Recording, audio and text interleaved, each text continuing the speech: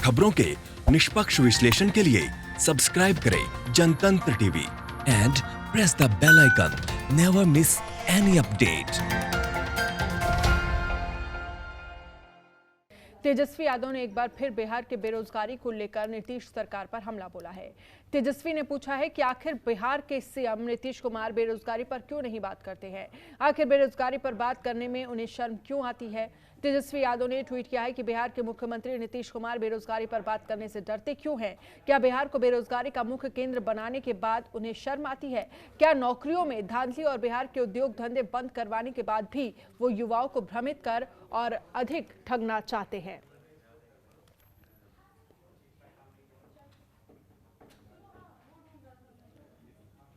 तो बेरोजगारी को लेकर तेजस्वी यादव ने नीतीश कुमार पर निशाना साधा है और तमाम आरोप लगाए हैं। बेरोजगारी पर बात करने से नीतीश कुमार डरते क्यों हैं, ये तेजस्वी यादव की तरफ से कहा गया। अब देखिए ट्वीट क्या है।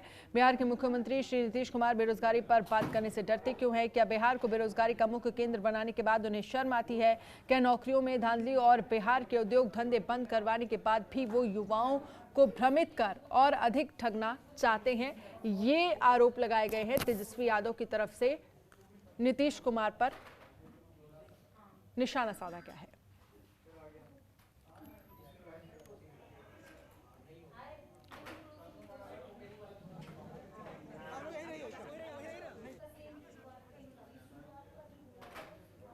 और तेजस्वी ने बोला नीतीश सरकार पर हमला, बेरोजगारी को लेकर साधा निशाना। नीतीश कुमार पर बेरोजगारी पर क्यों नहीं बोलते, ये आरोप लगाए हैं तेजस्वी यादव ने नीतीश कुमार पर। और साफ तौर पर बेरोजगारी को लेकर उन्होंने निशाना साधा है, क्योंकि जिस तरह से देखा जाए चुनाव नजदीक है और इसको देखते हुए एक बड़ा मुद्दा है बेरोजगारी बिहार की जनता के लिए, और इसको लेकर उन्होंने निशाना साधा है।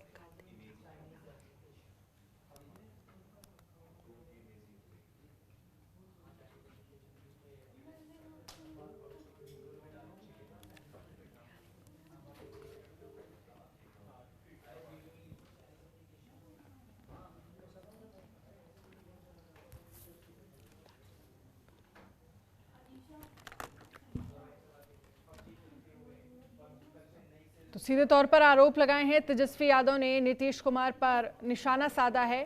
बेरोजगारी को लेकर उन्होंने निशाना साधा है।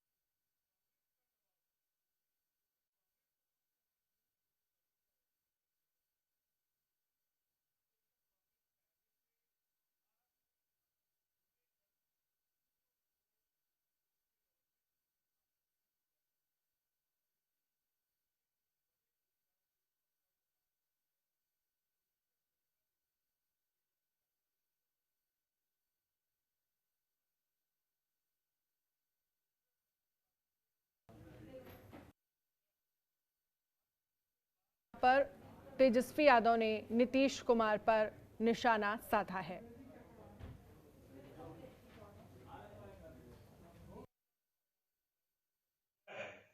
और इसके बाद अन्य छोटे दलों में भी लगातार उनके खिलाफ नाराजगी बढ़ती हुई दिख रही है।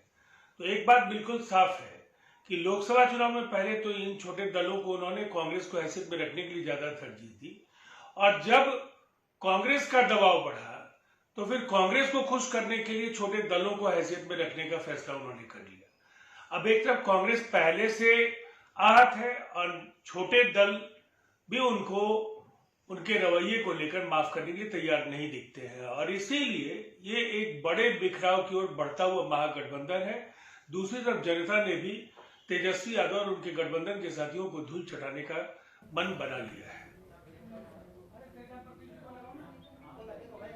तो तेजस्वी यादव ने यहाँ साफ तौर पर नीतीश कुमार पर निशाना साधा। बेरोजगारी को लेकर उन्होंने निशाना साधा है और तमाम तरह के आरोप नीतीश कुमार पर उन्होंने लगाया कि आखिरकार बेरोजगारी के मुद्दे पर बात करने से डरते क्यों हैं नीतीश कुमार। इसको लेकर उन्होंने तमाम चीजें भी कही हैं और जिस तरह से देखा जाए विधानसभा चुनाव नजदीक है और इसको देखते हुए राजनीतिक पार्टियों के बीच आरोप प्रत्यारोप का दौर भी जारी है, जहां पर तेजस्वी यादव की तरफ से तमाम आरोप लगाए गए नीतीश कुमार पर।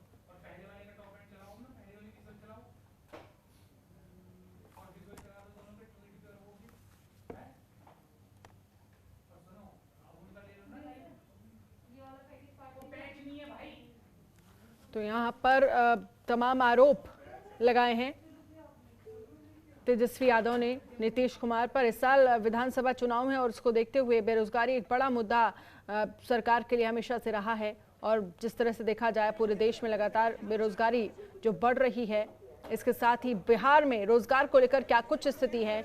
तमाम जब बिहार मजदूर पहुंचे थे लॉकडाउन के समय में और लॉकडाउन के बाद, तो उनसे तमाम वादे किए गए थे। रोजगार को लेकर भी एक वादा किया गया था, लेकिन उस वादे का क्या हुआ, जमीनी स्तर पर क्या कुछ हालात हैं, ये एक बड़ा मुद्दा इस बार चुनाव में रहेगा।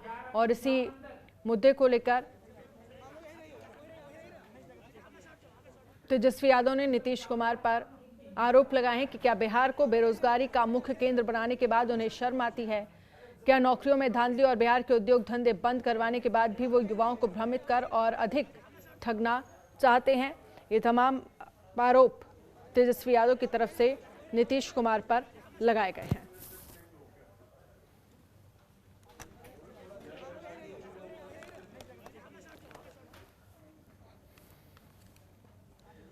और बिहार के रेजिडेंट एडिटर श्रीकांत प्रत्युष हमारे साथ फोन लाइन पर जुड़ गए हैं। श्रीकांत प्रत्युष, जिस तरह से देखा जाए बेरोजगारी एक बड़ा मुद्दा है और बिहार में विधानसभा चुनाव से पहले इस पर नजर रहेगी कहीं ना कहीं विपक्ष की, क्योंकि बेरोजगारी दर जो लगातार बढ़ रही है और एक बार तेजस्वी यादव ने बेरोजगारी को लेकर ही नीतीश कुमार पर निशाना साधा है, क्या कहेंगे? देखिए, जो प्रवासी मजदूर आए हैं उनको काम देने के लिए हर जिले में छोटे छोटे उद्योग धंधे खोलने की तैयारी सरकार कर रही है और कोशिश ये है कि जो भी प्रवासी मजदूर आए हैं उनको काम मिले, उनको रोजगार मिले। लेकिन तेजस्वी यादव का कहना है कि 40 लाख से ज्यादा प्रवासी मजदूर आए हैं। पहले से बिहार में बहुत लाखों लोग बेरोजगार हैं और ऐसे में बेरोजगारी एक बहुत बड़ी चुनौती बन गई है बिहार के लिए। तो चुनाव जब नजदीक आता है तो राजनेताओं को लोगों के रोजगार का, लोगों के स्वास्थ्य का, लोगों के शिक्षा का इसकी याद आती है। चुनाव खत्म होता है, सारे नेता भूल जाते हैं। तो चुनाव में यहाँ पर रोजगार, शिक्षा, स्वास्थ्य कोई मुद्दा नहीं बनने जा रहा है। यहाँ पर जातीय गोलबंदी होगी, जातीय समीकरण के आधार पर ही दल चुनाव जीतेंगे और हारेंगे। तो महागठबंधन का स्वरूप अभी तय नहीं है और एनडीए में भी चिराग पासवान जिस तरह से स्टैंड ले रहे हैं नीतीश कुमार के खिलाफ, उसे लगता है कि वो भी अकेले चुनाव मैदान में उतर सकते हैं। तो इसका मतलब तो साफ है कि चुनौती बढ़ गई है एनडीए की भी और महागठबंधन की भी। तो जिसका जातीय समीकरण जिसके पक्ष में होगा वही बाजी मारेगा। यहाँ कोई मुद्दा काम नहीं आएगा बिहार का चुनाव। लेकिन सरकार की तरफ से प्रवासी मजदूरों को लेकर जो तमाम वादे किए गए थे, रोजगार को लेकर वादा किया गया था, जमीनी स्तर की अगर हम बात करें तो उस वादे की क्या हकीकत है? क्या रोजगार लोगों को मिला है जो प्रवासी मजदूर आए थे?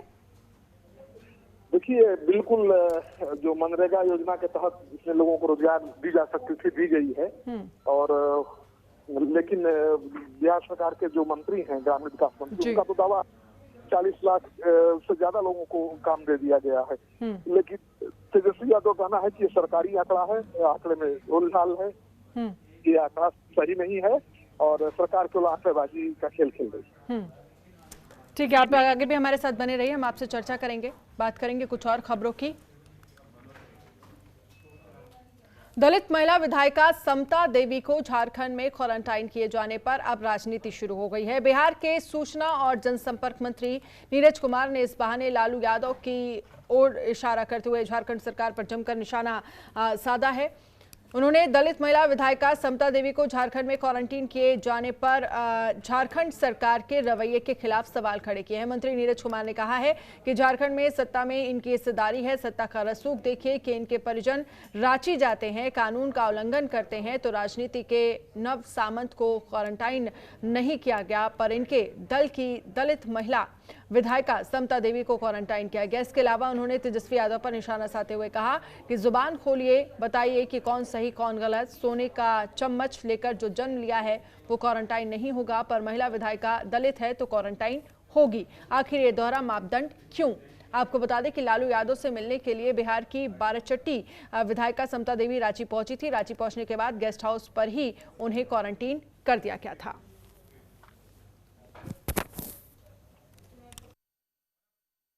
लालू परिवार की अद्भुत लीला है। सत्ता में हिस्सेदार है झारखंड में। सत्ता का रसूख देखिए, इनके परिजन रांची जाते हैं, कानून का उल्लंघन करते हैं, तो राजनीति के 9 सामंत को क्वारंटाइन नहीं, और अपने दल की महिला विधायिका, दलित विधायिका समता देवी को क्वारंटाइन किया गया। तेजस्वी यादव, जुबान खोलिए, ये दोहरा मापदंड क्यों? सोना का चम्मच लेके जो जन्म लिया है वो क्वारंटाइन नहीं होगा। और वहीं जेडीयू के आरोपों पर आरजेडी ने पलटवार किया। आरजेडी प्रवक्ता मृत्युंजय तिवारी ने कहा कि नीरज जी हमें कानून का पाठ ना पढ़ाएं, एनडीए खुद कानून तोड़ती है और दूसरे को ज्ञान दे रही है। बीजेपी के नेता लॉकडाउन के दौरान मोटरसाइकिल रैली करते हैं और कानून की धज्जियां उड़ाते हैं। उन्होंने कहा कि आने वाले चुनावों में बिहार की जनता ने एनडीए के दोहरे चरित्र के लिए उन्हें उखाड़ फेंकने का काम करेगी। गिरेबान में झांक कर देखें, आज बीजेपी के माननीय विधायक मोटरसाइकिल जुलूस लेकर घूम रहे हैं, रथ निकाल कर घूम रही है जेडीयू। ये लॉकडाउन का नियम का पालन है, लॉकडाउन के नियम का। बाकी सारे नियम कानून को ताक पर रख करके जिस तरह से धज्जी उड़ाती है बिहार की सरकार एनडीए की, ये कानून का पाठ हमें बता रहे हैं। ये कानून का पाठ ना पढ़ाएं, अपने गिरेबान में झांके। झारखंड में तो बहुत कानून का पाठ पढ़ा रहे थे, जनता ने कैसा उखाड़ कर फेंका। चारों खाने चित्त हो गए ना, खाता भी नहीं खुला, जमानत जेडीयू का नहीं बचा, बीजेपी भी साफ हो गई। और वहीं दूसरी ओर इस मामले में बीजेपी ने अपनी प्रतिक्रिया देते हुए झारखंड सरकार पर निशाना साधा। बीजेपी प्रवक्ता निखिल आनंद ने कहा है कि झारखंड सरकार लालू के सामने नतमस्तक है। उन्होंने कहा है कि झारखंड में लालू जी के इशारे पर सभी काम हो रहे हैं।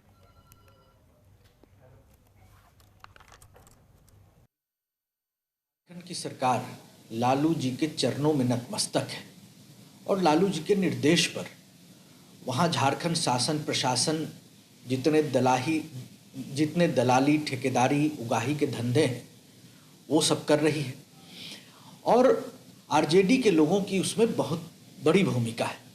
जिस तरीके से एक दलित जनप्रतिनिधि समता देवी जी को क्वारंटाइन किया गया, बीजेपी के सांसद साक्षी महाराज जी को क्वारंटाइन किया गया। आप देखिए कांग्रेस के नेता जाते हैं, उनको कोई नहीं क्वारंटाइन करता है।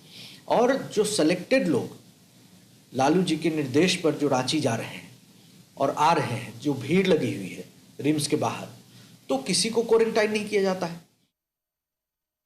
झारखंड की सरकार। और श्रीकांत प्रत्युष हमारे साथ लाइव जुड़ गए हैं। श्रीकांत, जिस तरह से देखा जाए विधायिका समिता देवी को क्वारंटाइन करने को लेकर अब सियासत हो रही है, उसके मामले में आपके पास क्या कुछ जानकारी है? देखिए, सियासत की वजह है, आपको पता है कि झारखंड सरकार ने कहा है कि जो व्यक्ति बगैर परमिशन के लॉकडाउन के दौरान झारखंड में आएगा उसको क्वारंटाइन कर दिया जाएगा। और यही हुआ बाराचट्टी की विधायिका के साथ।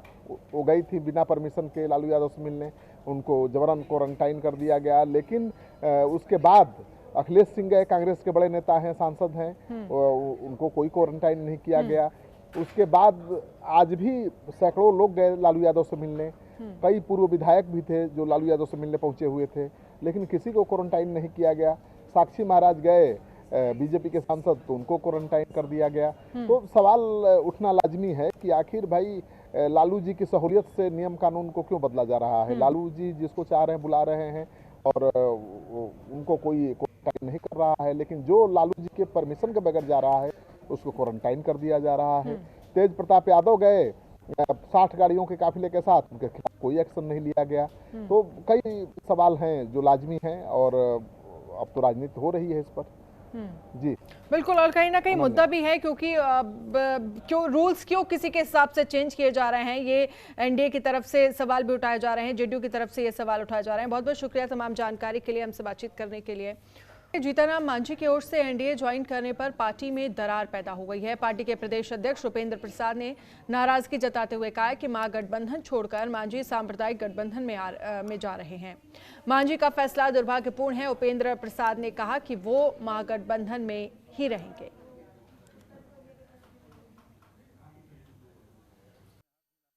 जी का एनडीए में जाने का जो फैसला है बहुत दुर्भाग्यपूर्ण है, चूँकि कल तक सामाजिक न्याय और सांप्रदायिक सद्भावना की वकालत करते रहे हैं और आज वैसे गठबंधन में चले गए हैं जो हमेशा सांप्रदायिक सद्भाव को बिगाड़ने का काम करते रहा है, आरोप उसको बिगाड़ने का लगते रहे हैं और जो सामाजिक न्याय की विरोधी शक्तियाँ उसके साथ उन्होंने हाथ मिलाया है। हम इस फैसला के विरोध में हैं और हम निश्चित रूप से हम सामाजिक न्याय में जो आस्था रखता है, जो सांप्रदायिक सद्भावना में जो विश्वास है, वैसे गठबंधन के साथ रहेंगे और मेरे इस निर्णय से करीब संगठन के आधे लोग हमारे साथ में हैं। किन कारणों से हम हटे या हटाए गए तो गड़े मुर्दा उखाड़ने की कोई ज़रूरत नहीं है, लेकिन जहां से सम्मान मिला है उस सम्मान को आज भी हम मद्देनज़र रखते हुए हम निर्णय लिया कि अगर हमको कहीं जाना ही है तो हम नीतीश कुमार जी के साथ रहेंगे और इसीलिए मर्जर न करके उनमें पार्टी में विलय नहीं करके एक अलग पार्टनर के रूप में नीतीश कुमार जी के साथ रहने का हमने फैसला लिया है और बिना शर्त के फैसला है। बिहार के सूचना और जनसंपर्क मंत्री नीरज कुमार ने राज्य के पूर्व मुख्यमंत्री और हम पार्टी के राष्ट्रीय अध्यक्ष जीतनराम मांझी का महागठबंधन छोड़कर एनडीए में शामिल होने के फैसले को जनता के हित में बताया। उन्होंने कहा कि जीतनराम मांझी का ये फैसला राज्य की जनता के हित में है, जो कि एनडीए गठबंधन को मजबूती देने के साथ विकास को रफ्तार देगा। इसके अलावा उन्होंने विधानसभा चुनाव में आरजेडी और महागठबंधन का सुपड़ा साफ होने की भविष्यवाणी भी की। मांझी जी का जनता दल यू के साथ सहयोग का फैसला एनडीए गठबंधन के मजबूती का एक आकार देगा और साथ ही साथ जो तथाकथित विपक्ष की पार्टी जिसका 420 नेतृत्व का आरोपी नेतृत्व करता हो, तो ऐसे लोग जो वैकल्पिक राजनीति का एजेंडा तय कर रहे थे, तो यह फैसला माननीय जीतनराम मांझी जी का बिहार के हित में, गठबंधन के हित में और बिहार के आम आवाम का जो सशक्तिकरण माननीय नीतीश कुमार जी के नेतृत्व में एनडीए के शासनकाल में हुआ है, उसको और सुखद आकार देकर 2020 के विधानसभा चुनाव में राष्ट्रीय जनता दल के पूरे कुनबे का और उनके घटक दल का सुपड़ा साफ होगा। खबरों के निष्पक्ष विश्लेषण के लिए सब्सक्राइब करें Jantantra TV and press the bell icon. Never miss any update.